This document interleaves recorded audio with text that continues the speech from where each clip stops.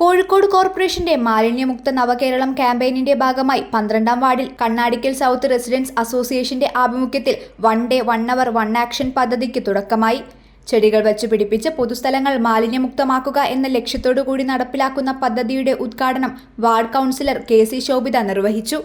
ഇവിടെ സൂചിപ്പിച്ച മാതിരി മാലിന്യമുക്തം നവകേരളം ക്യാമ്പയിന്റെ ഭാഗമായി 1 ഡേ 1 അവർ 1 ആക്ഷൻ എന്നുള്ള പരിപാടിയുടെ ഉദ്ഘാടനം നമ്മുടെ വാർഡ് തലത്തിൽ നിങ്ങളുടെ റെസിഡൻസ് അസോസിയേഷനിൽ നടക്കുന്നതിൽ എനിക്കും അതിയേറെ സന്തോഷമുണ്ട്. കാരണം ഈ വാർഡിൽ ഇത്തരം കാര്യങ്ങൾ പറഞ്ഞാൽ ഏറ്റവും ആദ്യം പ്രതികരിക്കുന്ന ആക്ട് ചെയ്യുന്ന ഒരു റെസിഡൻസ് അസോസിയേഷൻ നിങ്ങളുടേതാണ് എന്ന് പറയാണ്.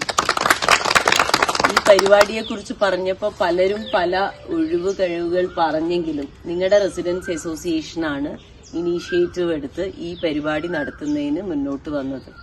നമ്മളിപ്പോ പല രീതിയിലുള്ള പ്രയാസങ്ങളും മാലിന്യ സംസ്കരണവുമായി നമുക്കറിയാം, പദ്ധതികൾ പ്രാവർത്തികമാക്കുമ്പോൾ പല രീതിയിലുള്ള പ്രയാസങ്ങൾ ഉണ്ടാവുന്നുണ്ടെങ്കിലും ഒരു ഇനീഷ്യേറ്റീവ് നമ്മളെ ഭാഗത്ത് നിന്ന് എടുക്കാതെ നിൽക്കുന്നത് ശരിയല്ല എന്ന് നമ്മൾ കഴിഞ്ഞ മീറ്റിംഗിൽ പറഞ്ഞപ്പോൾ പല റെസിഡൻസ് അസോസിയേഷനും അതിൽ നിന്ന് പിൻവാങ്ങുകയായിരുന്നു.